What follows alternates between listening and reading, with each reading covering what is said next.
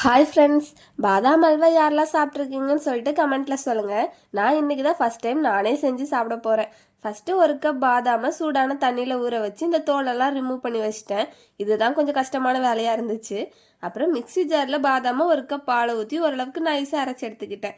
அதை ஒரு பாத்திரத்தில் மாற்றிட்டு ஸ்டவ்வில் வச்சிட்டேன். அது கூடவே ஒரு கப் சுகர் சேர்த்து மிக்ஸ் பண்ணிவிட்டு 2 டேபிள் ஸ்பூன் பாலில் கொஞ்சமாக எல்லோ ஃபுட் கலர் மிக்ஸ் பண்ணி வச்சுருந்தேன். அதையும் ஊற்றி கிண்ட ஆரம்பிச்சிட்டேன். எங்கிட்ட குங்குமப்பூ இல்லை, ஸோ ஃபுட் கலர் ஆட் பண்ணியிருக்கேன். இது ஸ்டார்டிங்லேயே கொஞ்சம் தெறிக்க ஆரம்பிச்சிருச்சு, ஸோ சேஃபாக தான் கிண்டணும். ஓரளவுக்கு திக்கானதும் 3 டேபிள் ஸ்பூன் நெய்யை கொஞ்சம் கொஞ்சமாக ஊற்றி கிண்டிக்கிட்டே இருந்தால் எல்லாமே சேர்ந்து சூப்பராக வந்துடுச்சு.